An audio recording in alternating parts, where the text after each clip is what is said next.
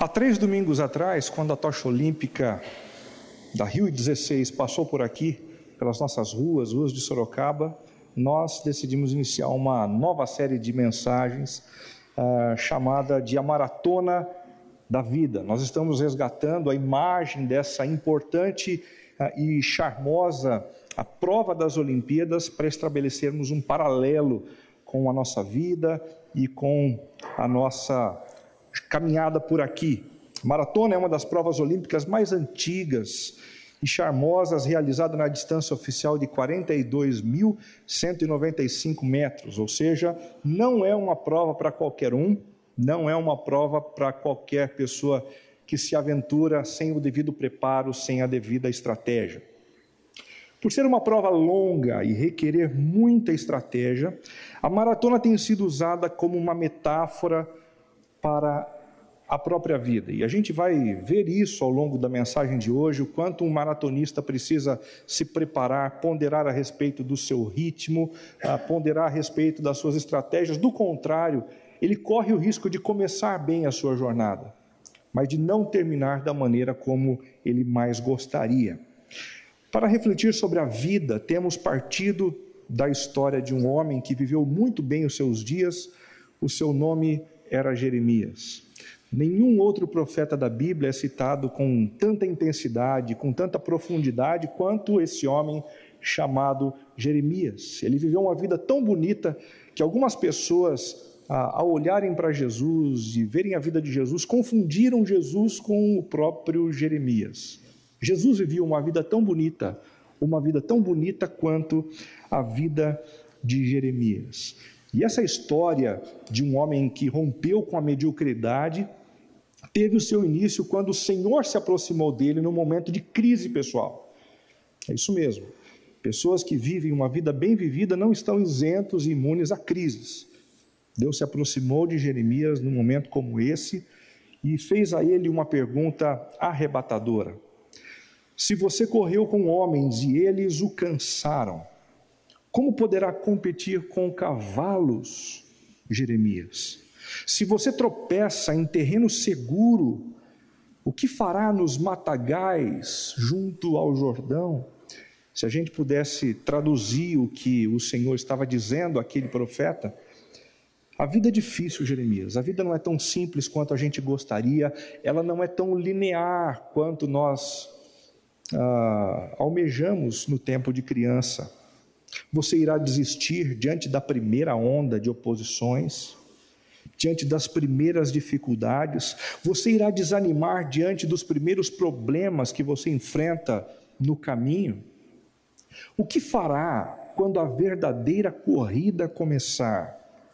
O que você realmente deseja, Jeremias? Quer arrastar-se acompanhando a multidão ou almeja correr com cavalos? A gente é tentado, ao passarmos por uma crise, por um problema, por uma adversidade, a entender que a vida se resume àquilo que a gente está enfrentando. Mas não, nós temos uma longa história pela frente e o Senhor usa situações delicadas, o Senhor usa as dificuldades, as provações para desenvolver em nós musculatura. A má notícia dessa história é que talvez tempos mais difíceis do que esse virão. Talvez adversidades mais complexas do que essa que você vem enfrentando estão preparadas para você lá na frente. E o Senhor, sabendo disso, permite alguns exercícios no presente para que você se desenvolva, para que você desenvolva perseverança, paciência e outras virtudes imprescindíveis para que você não esmoreça no futuro e não desanime quando realmente tiver que correr com os cavalos. Na primeira oportunidade nós conversamos sobre o senso de propósito na vida, sobre o sentido da existência e a razão de vivermos aqui na Terra como seres humanos. Resumindo um pouco dessa mensagem para você que não veio, a descoberta do sentido da vida requer mais do que um teste de aptidão. É necessário conhecer o que aconteceu antes de sermos quem somos. É exatamente aí que nós olhamos para o Senhor, para o nosso Deus, o nosso Criador, Ao olharmos para Ele, descobrimos que Ele nos criou para 3 coisas. Em primeiro lugar, Ele nos criou para nos relacionarmos com Ele, a fonte de toda a vida, a fonte de todo o amor, a fonte de toda a felicidade. Ele também nos criou para o glorificarmos em tudo. Afinal de contas, o nosso Criador não é um presidente, não é alguém que nos representa no governo, Ele é Deus. Ele é Senhor sobre tudo e sobre todos, e ao nos criar, nos criou com essa finalidade. E sempre que nós vivemos a nossa vida de tal forma a nos relacionarmos com Ele e ao glorificarmos acima de todas as coisas, nós entramos em contato com aquilo que é a nossa essência. A vida flui melhor, a existência parece ser uma existência mais plena de significado, de sentido. E por último, Deus nos criou com o propósito de servirmos uns aos outros. Nós não fomos criados para buscarmos a nossa felicidade. Nós não fomos criados para buscar a qualquer custo o nosso prazer. Felicidade e prazer são elementos importantes, significativos e válidos na espiritualidade cristã, mas o entendimento maior é que essas realidades acontecem com a gente à medida em que nós nos relacionamos com Deus e à medida em que nós dispomos a nossa vida de tal forma a glorificá-lo. Não é alvo, é consequência de uma vida bem vivida e de uma vida próxima ao Senhor. No segundo domingo nós conversamos sobre o poder de superação, porque muitos são os obstáculos que nos tentam impedir o cumprimento dessa vocação dada pelo Senhor. O poder de superação na vida para desenvolver a vocação dada por Deus requer pelo menos 3 coisas: disposição de abrir mão das desculpas variadas, e como nós temos desculpas para não servir os outros, e como nós temos desculpas para não buscar devidamente o Senhor, e como nós temos desculpas para não glorificar a Deus através de algumas atitudes. Também é necessário coragem para enfrentarmos os nossos medos mais profundos. Nessa caminhada de servir ao Senhor através das nossas atitudes, da nossa vida, nós encaramos alguns medos.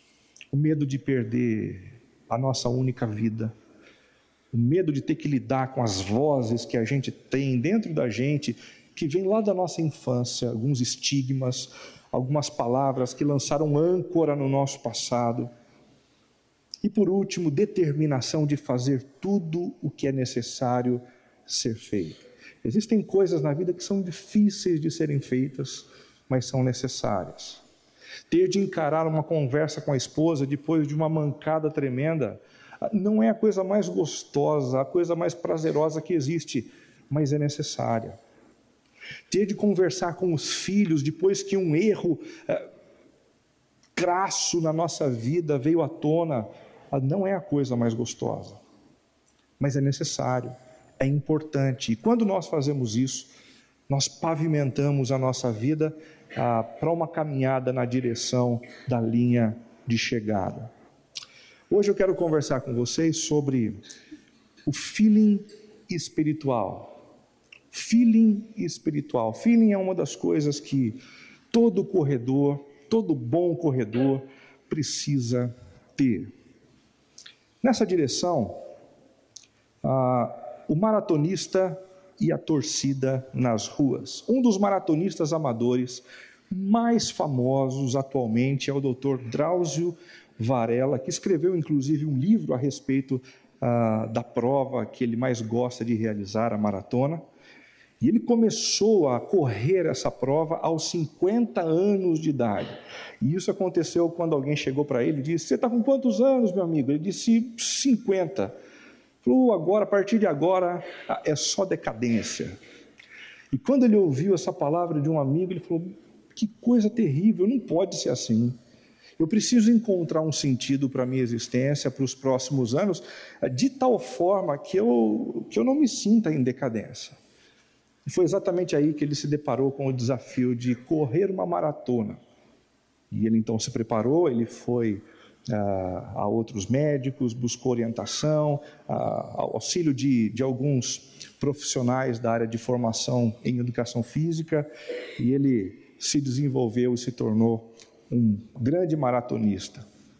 Num de seus artigos, ele menciona o valor da torcida, gritar, bater palmas e levantar faixas do tipo "Só Jesus salva", em alguns pontos estratégicos, principalmente no que se trata daqueles pontos a partir do quilômetro 30, do quilômetro 35, quando você está quase morrendo, aí você vê aquela faixa assim, "Só Jesus salva". Tem gente que se converte depois dos 30 quilômetros.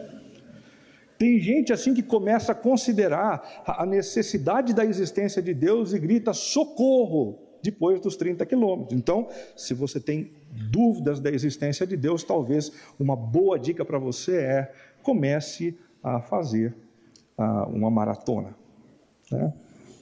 Não obstante a isso, um maratonista precisa ter muita sabedoria para não se deixar levar efusivamente pelo ritmo impresso pela torcida, principalmente nos primeiros metros, nos primeiros quilômetros, quando a torcida ainda é grande e tem bastante gente com disposição para gritar, para levantar as faixas. Se você não toma cuidado, você acelera demais. Se você não toma cuidado, você dedica uma energia e uma força que vai fazer falta para você lá no final da prova, quando você está encerrando a sua maratona.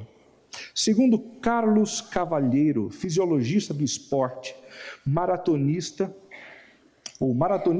iniciantes preferem o split positivo. O que é o split positivo, segundo esse fisiologista?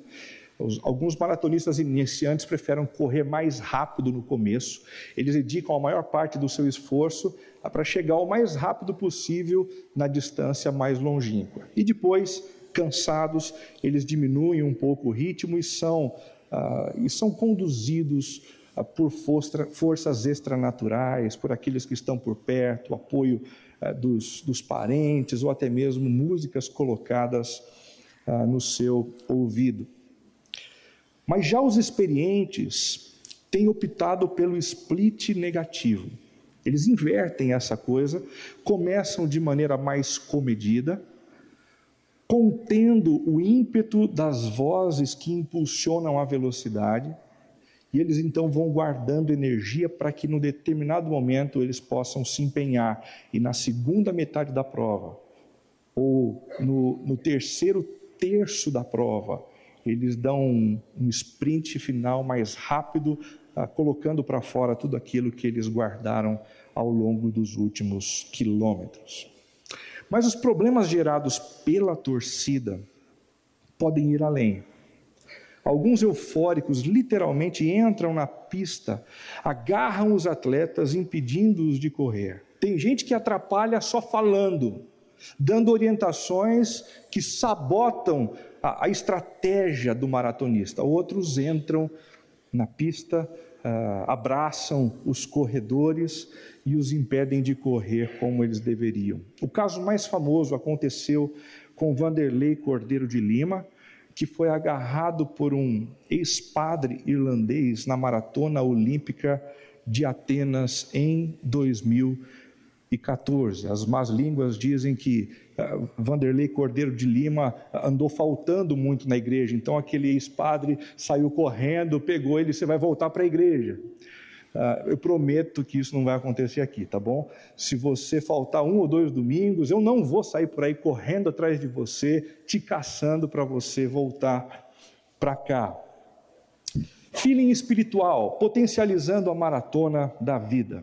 Assim como na maratona, precisamos de muita sabedoria na vida para lidar com as pessoas ao nosso redor, suas expectativas e suas orientações. Todos nós temos muita gente por perto, temos os nossos pais, ou se não os temos vivos, temos as vozes deles que ecoam no nosso coração, temos as vozes dos nossos companheiros de trabalho, daqueles que nos empregam, daqueles que estão ao nosso serviço. Nós temos também a palavra dos nossos amigos, dos nossos cônjuges. Muitas são as palavras, muitas são as expectativas. quando nós nos deixamos sugar por expectativas indevidas daqueles que nos cercam, ou por orientações tortas e descabidas, a nossa vida vai mal, a nossa vida padece, e a gente vai perdendo o ritmo daquilo que deveria ser o melhor ritmo na nossa caminhada. Para isto, precisamos escolher bem aqueles a quem queremos ouvir e diminuir o volume da voz dos demais que não valem a pena serem ouvidos. A quem você precisa ouvir, a quem você deve diminuir o volume da voz para que a sua vida caminhe melhor. Foi exatamente por não responder satisfatoriamente a essa pergunta que o apóstolo Paulo, certa vez, escreveu à igreja da Galácia, dizendo: vocês corriam bem, mas quem vos impediu de continuarem nessa mesma direção? Você tem consciência clara de algumas vozes que você ouviu ao longo da sua caminhada e não fizeram bem para você? Você consegue discernir com clareza algumas pessoas que cruzaram o teu caminho, que te aconselharam de algumas formas e te distanciaram daquilo que é o centro da vontade do Senhor para a sua vida? Discernir as vozes que estão ao nosso redor é exatamente o que nos ensina o texto de Jeremias 7, de 1 a 14, e também versos de 27 a 29. Presta atenção. Esta é a palavra que veio a Jeremias da parte do Senhor.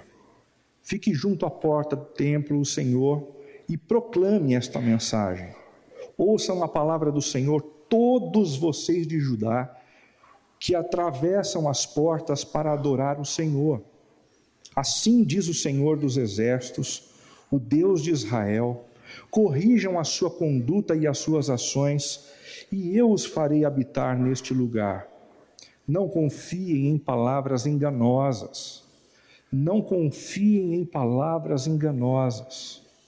Este é o templo do Senhor, o templo do Senhor, o templo do Senhor.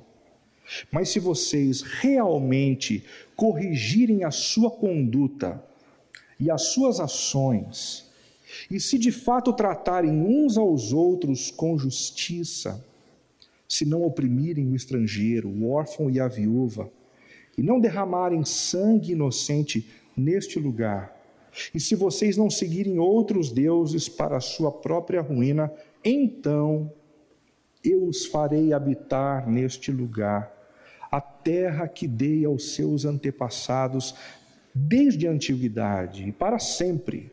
Mas vejam, vocês confiam em palavras enganosas e inúteis. Por mais que vocês digam o contrário, vocês têm confiado em palavras enganosas e inúteis. Vocês pensam que podem roubar e matar.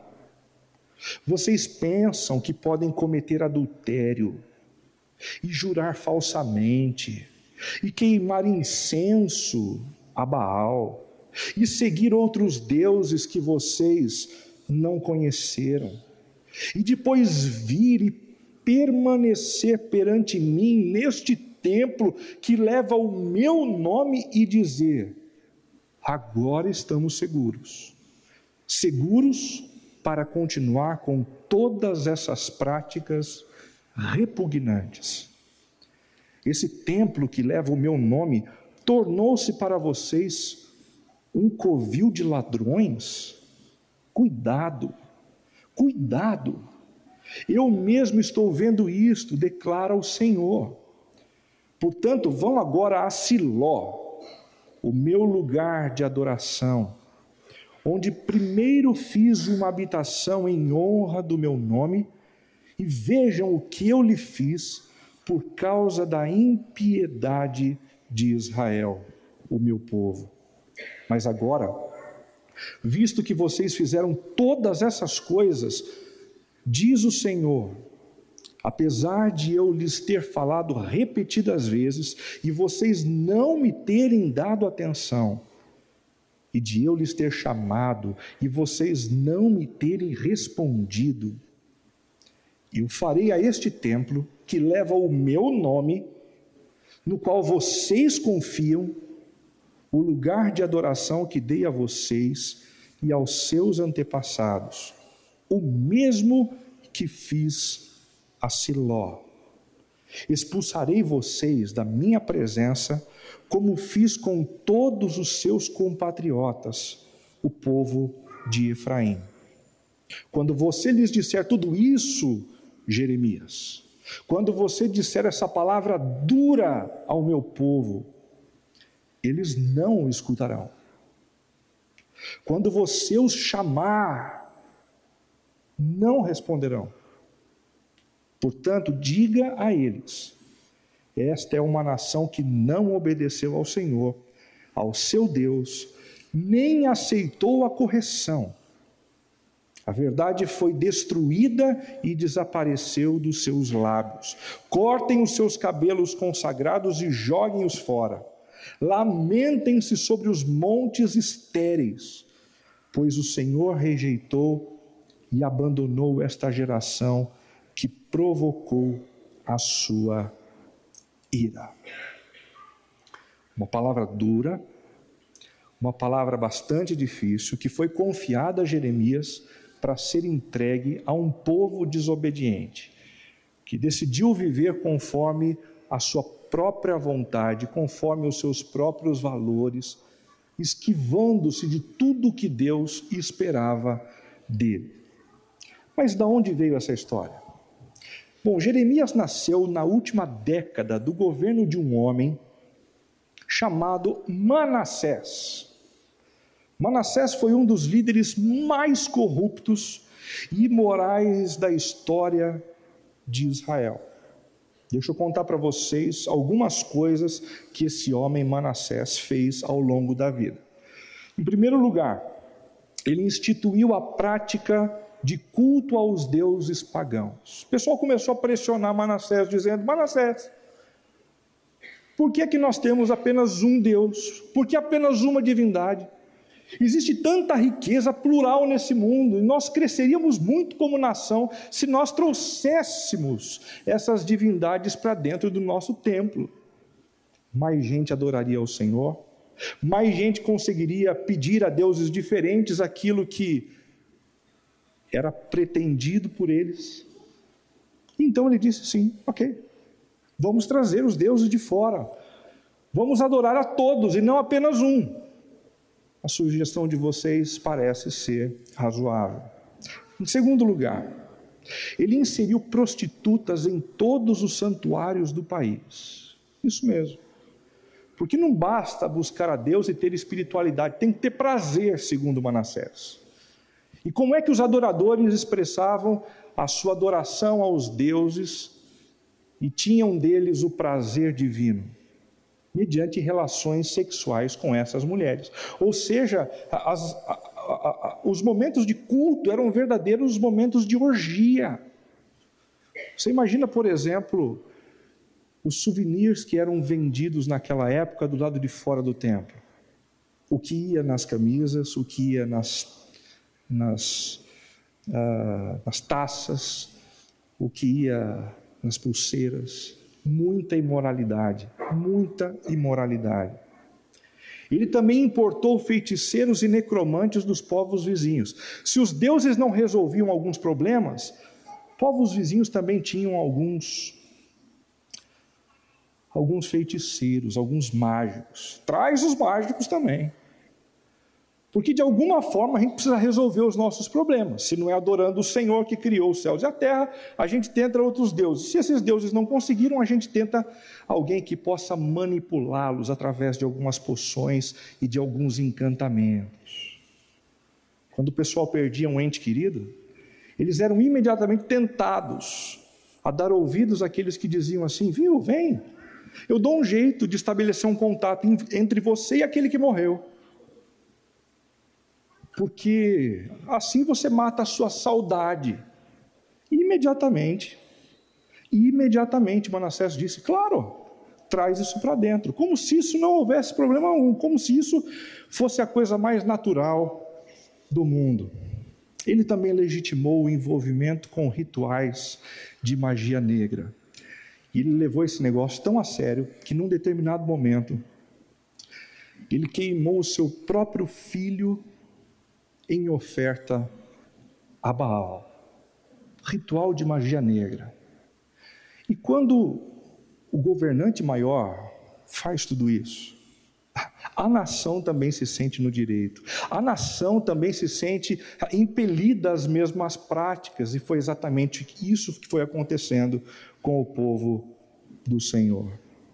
Logo após a morte de Manassés, Amon, seu filho, ascendeu ao trono e deu continuidade a toda a maldade. Ao invés de ele resolver a história, parar com aquilo que o pai fez, ele reproduziu exatamente o que estava sendo feito. E em alguns casos foi adiante, implementando corrupção e implementando o mal. Mas o povo, insatisfeito em algumas coisas, tomou a justiça para si e eles decidiram então matar Amon. Ele foi assassinado por conta da maldade do seu pai e por conta da sua própria maldade. Isso nos mostra que gente corrupta vive como se fosse eterna. Manassés era um desses políticos assim que não considera o que vai acontecer depois que os olhos se fecham. Um daqueles políticos que não considera que um dia vai ter que prestar contas para alguém, que é dono de todas as coisas. Ele simplesmente vive como se fosse viver para sempre. E ele faz o que for necessário para ter lucro. Ele faz o que for necessário para estar na frente e manter o seu poder. Essa história também nos mostra que gente corrupta tende a minimizar os seus erros. Você não vê em momento algum Manassés, e nem mesmo Amon, tendo crises de consciência. Pelo contrário, se eles podem minimizar os seus erros, o tamanho das suas transgressões, eles minimizam. Esse texto também nos mostra que gente corrupta tende a superestimar a sua impunidade. A corrupção é assim, né? A gente dá um passo de corrupção, de maldade, e a gente fica com aquela sensação, vai acontecer algo de ruim? E aí quando nenhuma fonte de autoridade cerceia o nosso passo, quando Deus não se manifesta, é como se de alguma forma Deus tenha aprovado o meu ato. E aquilo que era uma exceção começa a se tornar parte da minha rotina, e a corrupção e a maldade se estabelecem no meu estilo de vida. Gente corrupta deixa sempre um legado de destruição. Manassés não viu nada na sua vida que o impedisse a corrupção e a maldade. E talvez alguns, olhando para a história dele, poderiam dizer assim, está vendo? Deu certo, deu certo. Quando seu filho assumiu o trono, ele fez as mesmas coisas que o pai. E o legado que Manassés deixou a Amon foi a ira do povo do Senhor, que partiu para cima dele, e então o assassinato aconteceu. Um legado de destruição para os filhos. Com a morte de Amon, Josias, seu filho de apenas 8 anos, ascendeu o trono. Percebam que situação. 8 anos de idade, neto de Manassés, filho de Amon, agora rei sobre Judá. E foi exatamente esse pequeno garoto que decidiu fazer diferença dentro do reino. Ele disse, eu não posso continuar governando o meu povo da mesma forma que o meu pai, da mesma forma que o meu avô, do contrário, eu vou acabar morto. Eu preciso ouvir a insatisfação do povo e eu preciso mudar aquilo que, ao meu ver, não está correto, aquilo que precisa ser mudado. Essa reforma começou com a purificação do culto. Esse menino, um pouco mais crescido, disse, eu vou começar pelo culto.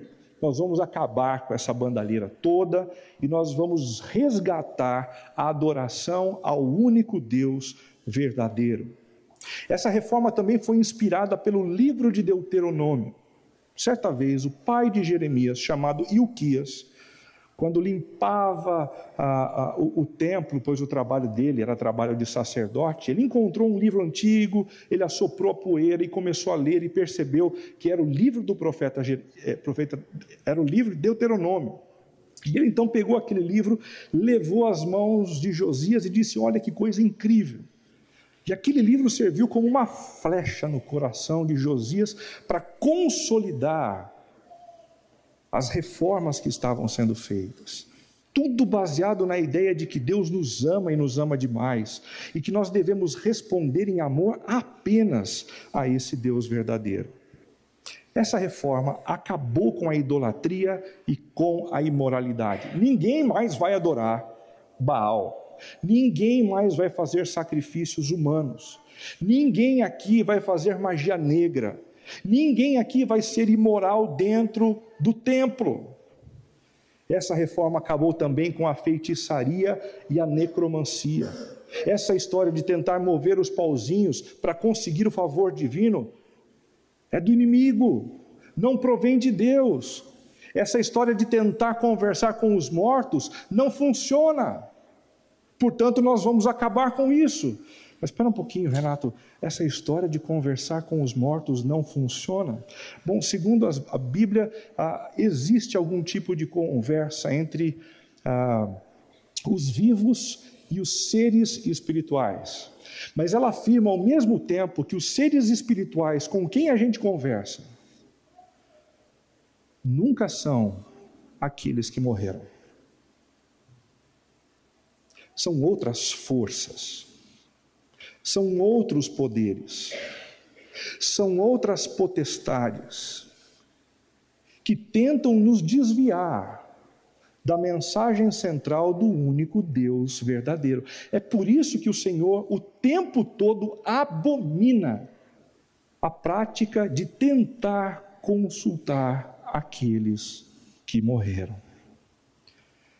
Neste texto de suposta reorganização de tudo, os moradores de Judá tiveram que decidir quais palavras deveriam ouvir.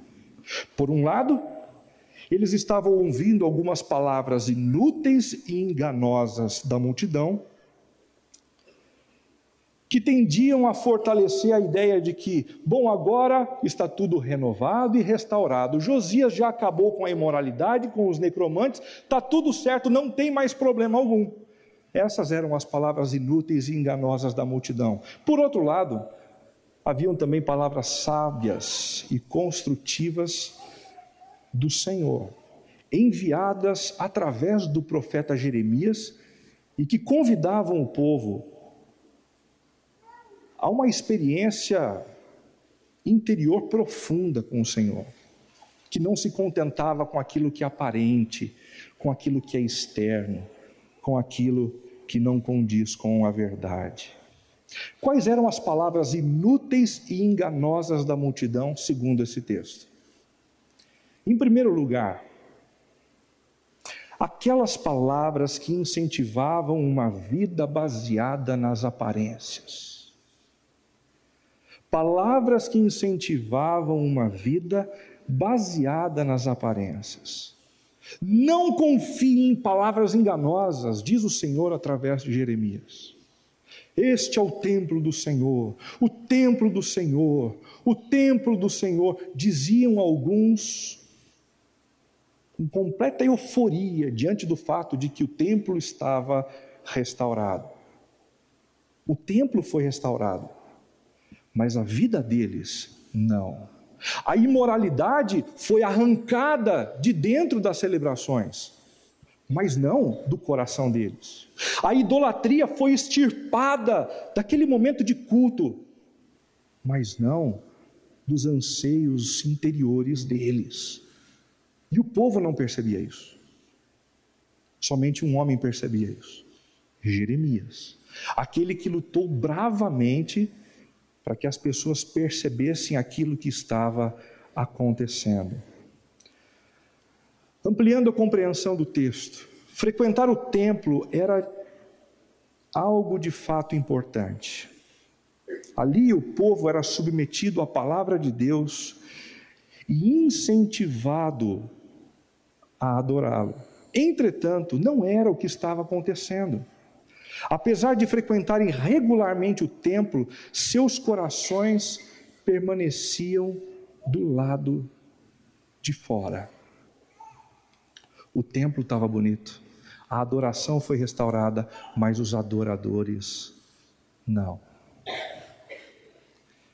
Falar da maneira adequada é igualmente importante, porque a boca fala do que está cheio o coração, afirma Jesus. Porém, a repetição das palavras corretas não gera a intimidade com Deus. Assim, o povo purificou os seus lábios, encheu-se de jargões religiosos, mas seu coração permanecia distante do Senhor. E com isso a gente vê o povo do Senhor tendo um dos problemas mais criticados por Jesus: o problema da religiosidade. Se Jeremias estivesse entre a gente, ele seria encontrado do lado de fora daquela porta. E à medida que cada um de nós se aproximasse, ele diria assim: não basta estar aí dentro. Não basta vir aqui todos os domingos. Não basta falar certinho.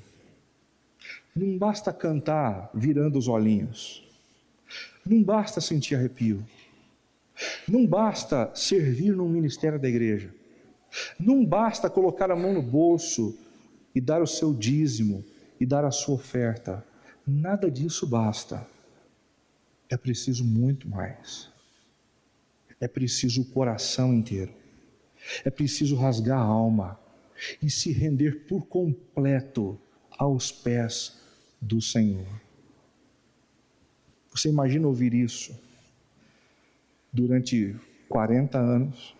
Pois foi exatamente isso que Jeremias fez. Durante 40 anos ele foi aquele sujeito que ficou na porta dizendo as mesmas palavras. E com o tempo o pessoal começou a se acostumar com esse negócio, porque lá vem Jeremias dizendo as mesmas palavras, as mesmas coisas, como se o fato de saber o que Jeremias ia dizer já fosse suficiente para vivê-las. A Bíblia diz que depois de 40 anos, anunciando as mesmas palavras, Jeremias não conseguiu ver uma só conversão dentro daquele povo. Nenhuma pessoa se arrependeu de coração, nenhuma pessoa teve o coração de fato transformado pelo Senhor, porque eles se acomodaram com a religião, eles se acomodaram com o templo, eles se acomodaram com as festas religiosas, eles se acomodaram com os rituais, mas foram incapazes de ver alguma coisa acontecendo dentro dos seus corações. Isso é triste. E isso me leva a pensar, gente, que esse é um risco que todos nós aqui corremos.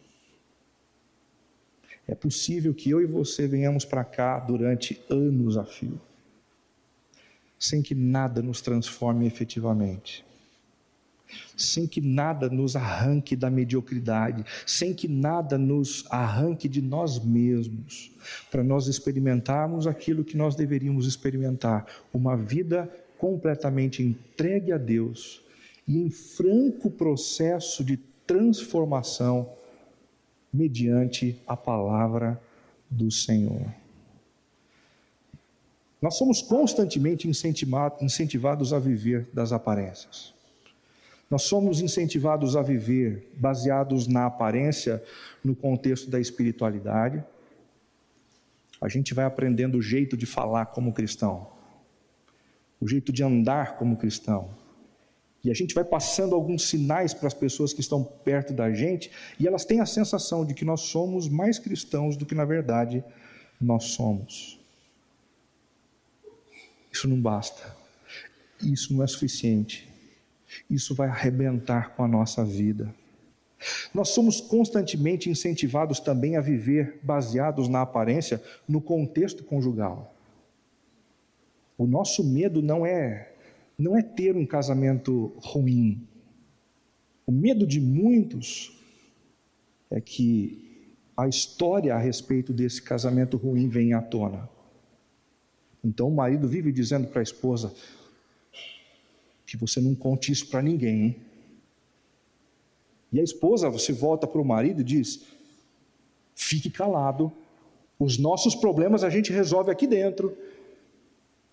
E alguns desses casais passam a vida toda vivendo o inferno dentro de casa, sem se abrirem significativamente para as transformações que Deus pode efetivar. Somos constantemente incentivados também a viver baseados na aparência no contexto profissional. Tem gente que faz questão de parecer ser um bom empregado, de parecer ser um bom patrão, mas nunca ao longo da vida dão passos efetivos para realmente se tornarem o que eles estão tentando parecer aos outros. Também no contexto da vida financeira, é muito mais fácil a gente lutar para mostrar aos outros que as coisas estão razoavelmente bem. A gente tem os nossos sinais, né? Se a gente está sempre com roupa nova, a gente passa uma imagem. Se a gente sempre está frequentando o cabeleireiro, a gente passa uma imagem. Se a gente regularmente troca de carro, a gente está passando uma imagem. Se a gente muda a mobília de dentro de casa, a gente passa uma imagem. Enquanto isso, muita gente que faz todas essas coisas está, na verdade, arrebentado financeiramente.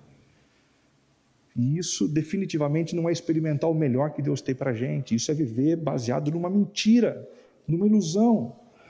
E também no contexto da nossa vida afetiva.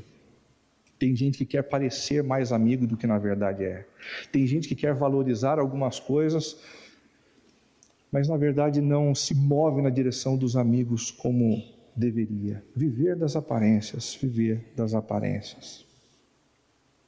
Quais eram as palavras inúteis e enganosas da multidão? Em segundo lugar, aquelas que incentivavam uma espiritualidade desprovida de conversão.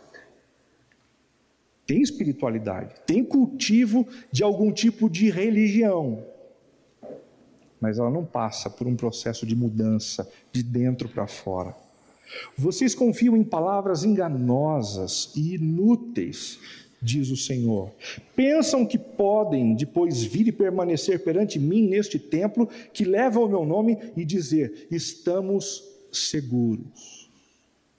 Tentando traduzir, é como se essas pessoas começassem a entender a igreja, o templo, como uma espécie de pique-esconde.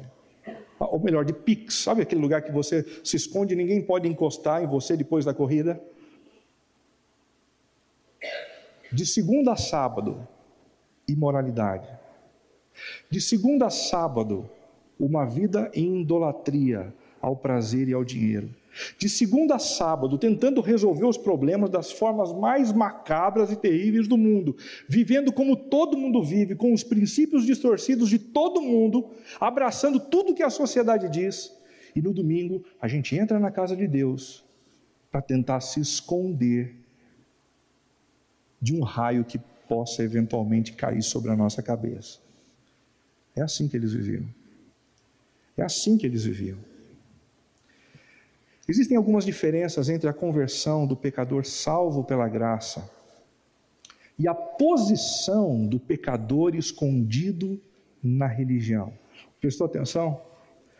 Existem algumas diferenças entre a conversão do pecador salvo pela graça e a posição do pecador escondido na religião. Vamos dar uma olhadinha nessa diferença. O pecador salvo pela graça é aquele que se arrepende dos seus pecados humildemente. E quando é confrontado pela palavra de Deus, percebe a inadequação, a distância entre ele e o Senhor. E ele então se arrepende humildemente dos seus pecados. Ele também reconhece a necessidade de um Salvador. Ele reconhece que ele não tem bondade suficiente para se aproximar de um Deus santo, porque as maldades dele não podem ser escondidas diante de um Deus que sabe todas as coisas. Então ele precisa de Jesus. Ele precisa do que Cristo fez na cruz, o pagamento das suas dívidas e o perdão que ele oferece a partir do que aconteceu ali. Em terceiro lugar, ele recebe uma nova natureza. Percebam, o que acontece no momento da nossa conversão, da nossa aproximação de Jesus, não é que a nossa natureza maligna é substituída por uma natureza divina, mas nos é dado uma nova natureza que coabita dentro de nós com a antiga natureza. É exatamente por isso que a gente vive se degladiando dentro da gente mesmo. É por isso que vez ou outra a gente é tentado a fazer o que desagrada o Senhor, o que maltrata as pessoas e o que nos distancia de Deus. E em outros momentos, o que a gente sente é o desejo de adorar o Senhor, de servir as pessoas ao nosso redor e de viver para a glória do Deus que nos criou. Quem vai vencer dentro de nós? Que lobo voraz vai vencer dentro de nós? Diz um teólogo antigo. Aquele que nós alimentarmos mais. Quanto mais a gente alimenta a natureza da carne, mais a gente é tentado a fazer o que desagrada o Senhor. Quanto mais a gente alimenta a natureza de Deus, a natureza divina, mais nós somos impulsionados a fazermos aquilo que o Senhor quer. E por último, luta contra a tentação diariamente. Uma pessoa que foi salvo pela graça, se arrepende dos seus pecados, reconhece a necessidade do Salvador Jesus, recebe uma nova natureza, mas vai lutar para sempre. E em alguns momentos vai vencer, e em alguns momentos vai voltar para aquilo que desagrada o Senhor. Quem nos fala a respeito dessa tensão de maneira muito bonita e honesta é esse velhinho chamado Brennan Manning. Olha como ele colocou essa luta que às vezes a gente ganha e às vezes a gente perde. Com frequência me perguntam: Brennan, como é possível você ter se tornado um alcoólatra depois de ter sido salvo? É possível porque eu me senti deprimido e amargurado pela solidão e pelo fracasso, porque me senti desencorajado, incerto, esmagado pela culpa e tirei meus olhos de Jesus, porque meu encontro com Cristo não me transfigurou num anjo, porque a justificação pela graça significa que meu relacionamento com Deus foi consertado, que não me tornei o equivalente a um paciente sedado em cima de uma mesa. Por isso, não basta que a gente tenha uma experiência com Cristo. É importante que a gente nutra esse relacionamento com Ele, a fim de nos sentirmos amados, queridos, cuidados pelo Senhor, porque enquanto isso acontece, nós tendemos a fazer o que agrada o Senhor. Sempre que a gente migra para o lado da religiosidade, e a gente vai se sentindo só, fracassado, desencorajado, repleto de incertezas, a gente vai dando vazão àquilo que desagrada a Deus. E a gente vai se afastando gradativamente do centro da vontade dEle. E quanto ao pecador escondido na religião? O pecador escondido na religião não se arrepende dos seus pecados. Não, ele não se arrepende. Na melhor das hipóteses, ele tem remorso. E o remorso é muito diferente do arrependimento. O remorso é algo assim que eu sinto porque se o que eu cometi vier à tona, eu vou passar vergonha. Se o que eu fiz for colocado nos jornais, isso vai acabar com a minha reputação. Mas o problema do religioso nunca é o desagradar a Deus.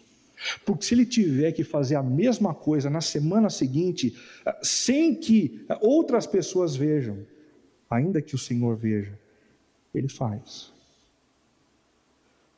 Ele não se constrange na presença de Deus, ele se constrange com o mal que pode ser trazido pelos outros a ele.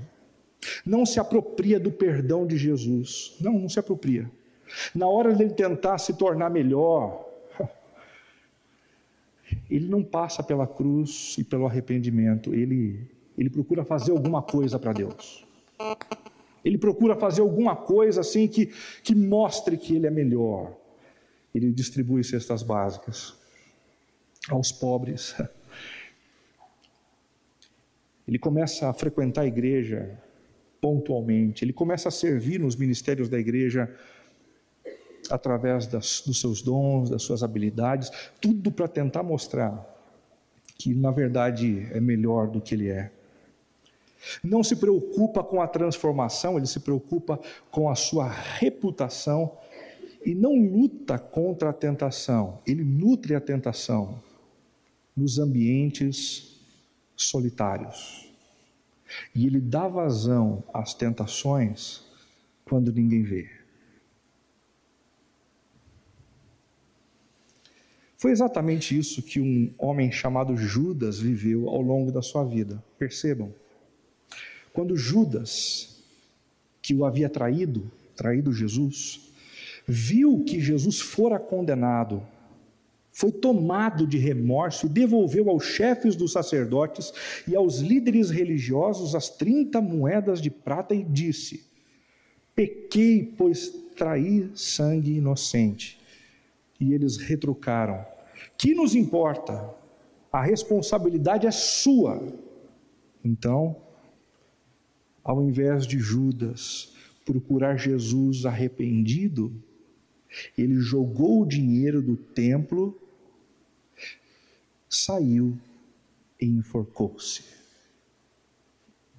Para um religioso, é mais fácil encarar a própria morte do que reconhecer os seus próprios erros, do que reconhecer a necessidade de um Salvador que o arranque das trevas, do mal, e que assim comece um processo de transformação efetiva da sua vida. Mas o povo do Senhor não estava submetido apenas a palavras inúteis e perversas. Eles também foram submetidos a palavras sábias e construtivas do Senhor. E que palavras foram essas? A primeira delas, aquelas palavras que incentivavam a uma vida atenta às repreensões de Deus. Vocês precisam estar atentos às repreensões que o Senhor tem feito. Do contrário, nós vamos continuar vivendo a maratona da nossa vida de maneira inadequada e nós não vamos chegar. Nós não vamos cruzar a linha de chegada. Ouçam a palavra do Senhor, todos vocês de Judá que atravessam estas portas para adorar o Senhor. Assim diz o Senhor dos Exércitos, o Deus de Israel: corrijam a sua conduta e as suas ações. O Senhor se aproxima, através de Jeremias, traz uma palavra dura, uma palavra que diz: o Senhor vai repreendê-los, até que haja a mudança efetiva no coração de vocês. Como é que Deus tem nos repreendido nos dias de hoje? Ele tem feito isso ainda? Segundo o texto de Hebreus, ele tem feito porque isso é parte integrante à sua natureza de amor. Somente um pai que ama disciplina os seus filhos. E por nos amar, o Senhor também tem se movido assim na nossa direção.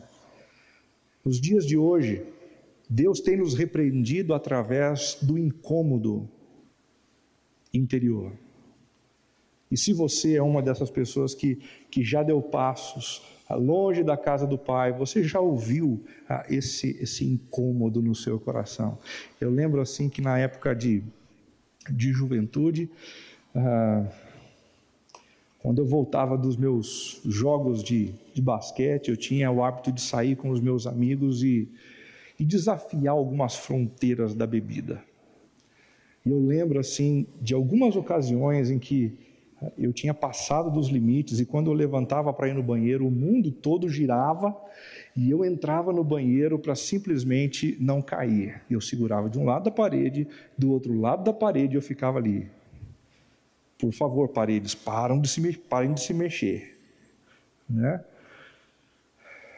num desses dias, eu me lembro perfeitamente de ter ouvido algo no meu interior. Não foi uma palavra audível, mas foi algo aqui dentro, que dizia assim para mim: Renato, esse não é o seu lugar. Esse não é o seu lugar. Você já ouviu esse tipo de palavra aqui dentro no seu coração? No meio de uma situação inadequada, no meio de algo que desagrada o Senhor, esse não é o lugar para você. Deus tem nos repreendido dessa forma. Deus também tem nos repreendido através da pregação da palavra. Em momentos como esse, várias vezes, enquanto a gente conversa aqui, Deus vai falando aí no seu coração coisas que eu não sei, trazendo à tona práticas, atitudes, comportamentos, palavras, expressões que desagradam o Senhor. Ele usa esse momento para nos repreender também, através do confronto direto. Às vezes, o nosso coração está tão endurecido que Deus precisa usar uma outra pessoa para se aproximar e dizer assim: ei, você não está conseguindo perceber? E você não está percebendo que você vai acabar com a sua vida, você vai acabar com a vida dos seus filhos? E Ele usa algumas pessoas próximas a gente, aqueles que são realmente corajosos, para dizer aquilo que a gente não gostaria de ouvir. Olha, se você tem ouvido isso de alguém, se alguém tem tido coragem para dizer o que você não gostaria de ouvir, aprenda a valorizar essas pessoas. Porque essas pessoas são as que de fato te amam, as que de fato têm coragem de falar a verdade em amor. Deus também tem nos repreendido através da disciplina comunitária. Em alguns momentos, algumas pessoas são convidadas a deixar uma posição de destaque dentro da comunidade, a deixar uma posição de evidência dentro da comunidade, por uma simples razão. Dessa forma, elas seriam envergonhadas por conta da sua própria postura, através da sua vida, que não é uma vida perfeita, e nem todo mundo tem uma vida perfeita, ninguém tem uma vida perfeita, mas também não é uma vida contrita, consciente dos seus erros, arrependida diante do Senhor e que busca ardentemente a presença e o perdão do Salvador Jesus. E por último, o sofrimento. Nem todo sofrimento que a gente enfrenta na vida, nem todo problema financeiro, nem toda doença é uma repreensão divina. Às vezes a gente sofre simplesmente porque a gente vive num mundo corrompido pelo mal. Às vezes a gente sofre porque as pessoas ao nosso redor são más. Mas às vezes Deus permite um sofrimento perto da gente, como um sinal de alerta, como um chacoalhão para a gente acordar. Portanto, é natural que no meio de um sofrimento intenso a gente pergunte: Senhor, existe algo que o Senhor deseja revelar sobre o meu coração? Existe algo que o Senhor quer transformar dentro da minha vida? Eu não quero passar por essa situação sem ouvir a tua voz, se é que o Senhor tem algo a me dizer no meio do que eu estou passando. Que palavras eram palavras sábias e construtivas do Senhor dirigidas ao povo? Em segundo lugar, aquelas que incentivavam uma espiritualidade orientada por princípios. Mas se vocês realmente corrigirem a sua conduta e as suas ações, então eu os farei habitar neste lugar, na terra que dei aos seus antepassados desde a antiguidade para sempre. Deus queria construir algo, Deus queria levá-los a um lugar melhor, e para isso o Senhor estava incentivando os seus filhos a uma espiritualidade orientada por princípios. Eu não vou ter tempo de gastar muito espaço aqui para pormenorizar esses princípios, eu apenas quero citá-los. O princípio da justiça nas nossas relações. Versículo 5 diz: e se de fato tratarem uns aos outros com justiça. O segundo princípio é o princípio da generosidade, se não oprimirem o estrangeiro, o órfão e a viúva. Em terceiro lugar, o princípio da pacificação e não derramarem sangue inocente nesse lugar. Em quarto lugar, o princípio do contentamento. Vocês pensam que podem roubar. Em quinto lugar, o princípio da fidelidade. Vocês pensam que podem cometer adultério. Em sexto lugar, o princípio da honra. Vocês pensam que podem jurar falsamente. E por último, o princípio da adoração exclusiva. Vocês pensam que podem queimar incenso a Baal. O Senhor deseja construir uma espiritualidade na nossa vida repleta disso. De fidelidade, de justiça, de amabilidade, de generosidade. E se isso não acontecer com a gente, e se o máximo que a gente conseguir for uma agenda marcada por compromissos pontuais de domingo, aonde a gente canta, aonde a gente fala usando os códigos da religião, o que a gente faz aqui não vai passar de religiosidade. Não vai nos trazer a felicidade que nós tanto almejamos. Não vai. Não vai influenciar significativamente, positivamente a vida de quem convive com a gente. E muito menos vai ser capaz de transformar a nossa cidade pela expansão do reino de Deus. Se Deus tem alguma coisa para fazer através de nós, na cidade de Sorocaba, Ele deseja fazer começando pela nossa vida. Entenda a sua presença aqui como a presença de alguém que está em obras. E clame para o Senhor: Pai, não permita que eu continue o mesmo.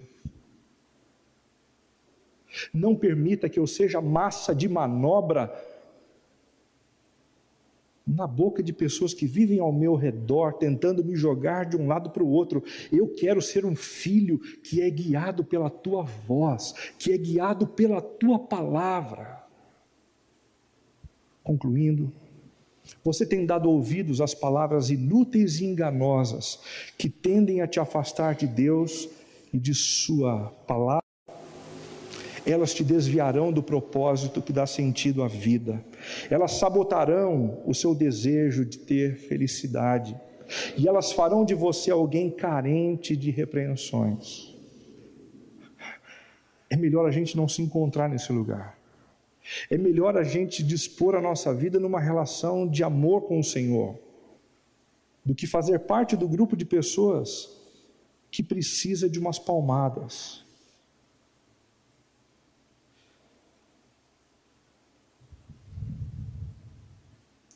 Você tem dado ouvidos às palavras do Senhor? Se você der ouvido às palavras do Senhor, tenha certeza, elas colocarão você no centro da vontade do Senhor. O sentido para a vida vai brotar dessa experiência. E você vai provar da felicidade e do prazer que o teu coração tanto almeja ter. É necessário ter feeling na caminhada. Do contrário, a gente ouve quem a gente não deveria ouvir e deixa de ouvir a voz do Senhor, que é a voz que a gente mais precisava ouvir.